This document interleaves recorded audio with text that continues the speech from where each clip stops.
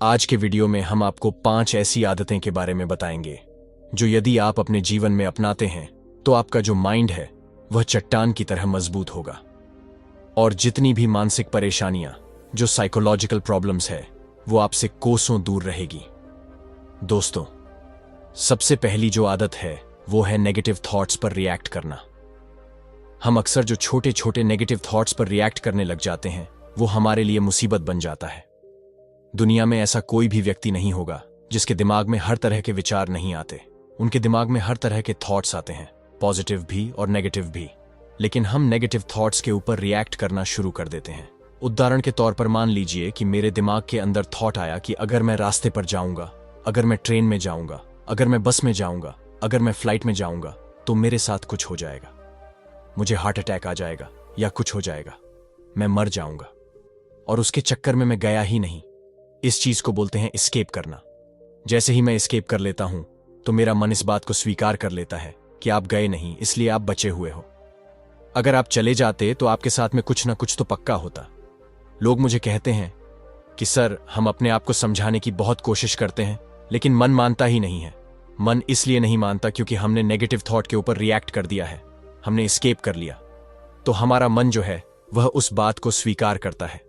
हमारा मन जो है वह एक ही भाषा को बहुत अच्छे से समझता है, वह है एक्शन की भाषा। कि आप एक्शन किसके ऊपर ले रहे हो। आप जिस चीज पे एक्शन लोगे उस चीज का पैटर्न आपके मन में मजबूत होगा और आपका मन उसको स्वीकार करेगा, बाकी किसी भी चीज को स्वीकार नहीं करेगा।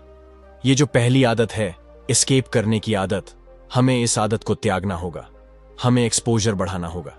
अगर हम अपने आप को मानसिक तौर पर मजबूत करना चाहते हैं तो हमें कंटिन्यूअसली एक्सपोजर करना होगा।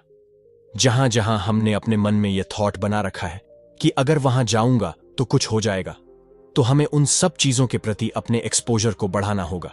उन सब चीजों का हमें सामना करना होगा। अगर हम सामना नहीं करेंगे, अगर हम एक्सपोजर पर नहीं जाएंगे तो हमारा मन इस बात को कभी स्वीकार नहीं करेगा कि हम पूरी तरह से ठीक हैं, हमें कुछ नहीं होने वाला। जब आप कहीं पर भी घूमना शुरू करते हो, जब आप ट्रेन में जाना शुरू करते हो, बस में जाना शुरू करते हो, फ्लाइट में जाना शुरू करते हो, जिन चीजों से भय लगता है उनका सामना करना शुरू करते हो, उस बात पर एक्शन लेते हो, तो आपका मन इस बात को स्वीकार करने लग जाता है कि हां, सब कुछ ठीक है। तो हमें इन सब चीजों पर क्या करना होगा? एक्सपोजर करना होगा। अगर हम अपने आप को मानसिक तौर पर मजबूत करना चाहते हैं तो हमें हर एक चीज पर क्या लेना होगा? एक्शन लेना होगा। अब आप जब एक्शन लोगे तो जो मुसीबत सामने आती है वह हमें बहुत ज्यादा बेचैनी महसूस कराती है। उस समय हमें बहुत ज्यादा घबराहट होने लग जाती है। तो यहां पर इस चीज को बहुत अच्छे से समझना है कि एक्सपोजर का मतलब क्या है। एक्सपोजर का बेसिकली मतलब यही है कि जब आप उन अनकंफर्टेबल सिचुएशन में जाते हो, जब आप अपने कंफर्ट जोन से बाहर जाते हो, तो वहां पर आपको अनईजी फील होगा ही। दोस्तों, हमारा माइंड जो है वो उस चीज के अंदर रहना चाहता है जिसमें वो पहले रह चुका होता है।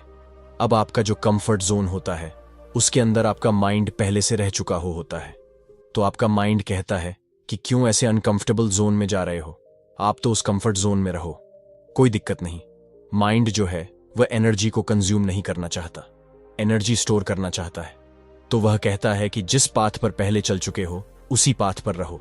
लेकिन अगर आप माइंड की इस बात को सुन के वापस से एस्केप कर लेते हो तो यह मन कभी स्वीकार नहीं करेगा कि सब कुछ ठीक है।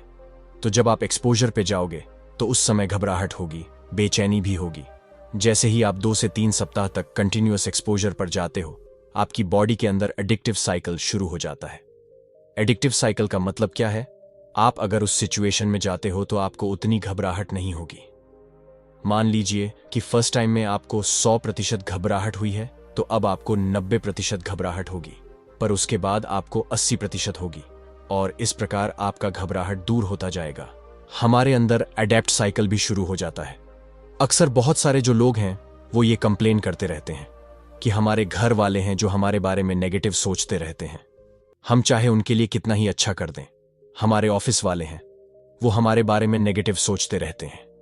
दोस्तों, जब तक हमारे पास किसी भी चीज का स्ट्रांग एविडेंस नहीं आ जाता, जब तक हमारे पास स्ट्रांग प्रूफ नहीं आ जाता, तब तक हम अपनी तरफ से किसी भी प्रकार का कंक्लूजन नहीं निकालेंगे। इस आदत को माइंड रीडिंग बोलते हैं। मतलब यहां पर हम ये क्लेम कर रहे होते हैं कि मुझे पता है कि उसके दिमाग में क्या चल रहा है और कोई भी व्यक्ति इस संसार के अंदर नहीं जान सकता कि किसी के दिमाग में क्या चल रहा है। धीरे धीरे हमारा जो मन है वह इसी चीज को स्वीकार करना शुरू कर देता है कि नहीं, जो तुम सोच रहे हो वही सच है। क्योंकि दिमाग में जिस चीज का रट्टा मारते हो, मन उसको मान लेता है। होता या ना होता से कोई रिलेशन नहीं है। कई लोग कहते हैं कि अगर नेगेटिव सोच आते हैं तो कहीं नेगेटिव तो नहीं हो जाएगा, या पॉजिटिव सोच आते हैं तो कहीं पॉजिटिव तो नहीं हो जाएगा। इसका होने से कोई रिलेशन नहीं है। आपको अच्छा या बुरा जो फील हो रहा है, ना वो इन थॉट्स के कारण है। आपको जो अच्छा फील हो रहा है, अगर आप पॉजिटिव सोच रहे हो तो अच्छा फील करोगे। अगर आप नेगेटिव सोच रहे हो तो खराब फील करोगे। अगर आप कंटिन्यूअसली माइंड रीड कर रहे होते हो तो आपका माइंड उसको स्वीकार करना शुरू कर देता है। तीसरी जो इंपॉर्टेंट हैबिट मैं आप लोगों के साथ शेयर करना चाहता हूं, वह है परमानेंट एनालिसिस। हमारे साथ कोई भी प्रॉब्लम हो रही है, चाहे वो एंजाइटी की हो, चाहे वो डिप्रेशन की हो, चाहे वह पैनिक की हो, चाहे वो ओवर थिंकिंग की हो, चाहे वो ओसीडी की हो। दोस्तों, ये जितनी भी प्रॉब्लम्स है, ये टोटली ठीक होने वाली प्रॉब्लम्स है। लेकिन जब हम इनके दौर से गुजर रहे होते हैं, क्योंकि उस समय हमारा जो सेल्फ कॉन्फिडेंस टूटा हुआ होता है, तो हमारे दिमाग में अक्सर इस तरह के ख्याल आने लग जाते हैं, यार मैं तो कभी ठीक ही नहीं हो पाऊंगा, मैं तो कभी नॉर्मल ही नहीं हो पाऊंगा। ये बातें हम अपने आप से कहना शुरू कर देता है। दोस्तों, ये परमानेंट एनालिसिस है। परमानेंट का मतलब है कि आज तो प्रॉब्लम है और आगे भी प्रॉब्लम हमेशा रहेगी। मतलब मैं चाहे अपनी तरफ से कितना ही एफर्ट लगा लूं, आगे आउटकम जो है वो कुछ नहीं मिलने वाला। तो फिर मेरा जो मन है वह एफर्ट लगाने के लिए तैयार ही नहीं होगा, क्योंकि आप एफर्ट वहीं लगाते हो जहां कुछ आउटकम मिलने वाला है। अब मैं तो अपने आप को ऑटो सजेशन दे रहा हूं कि नहीं, आगे कुछ होने ही वाला नहीं है, ये प्रॉब्लम हमेशा रहने वाला है। तो फिर मन जो है वह तैयार नहीं हो पाता है। ये जितनी भी चीजें हैं ये टेम्पोररी है, परमानेंट नहीं है। इन सभी प्रॉब्लम्स का रूट कॉज हमारा नेगेटिव पैटर्न है। अगर आप उस पैटर्न को बहुत अच्छे से ठीक कर लेते हो, और इसको ठीक करने के लिए हमें बार बार इसके ऊपर मेहनत करते हैं, तो ये सारी चीजें धीरे धीरे पूरी तरह से इंप्रूव हो जाती हैं। चौथी जो इंपॉर्टेंट हैबिट है वो है कि हमारे साथ अगर कुछ भी नेगेटिव हो रहा है, हमारे साथ में नेगेटिव का मतलब कुछ भी अनएक्सपेक्टेड हो रहा है, तो दूसरों पर इसका दोष ना दे।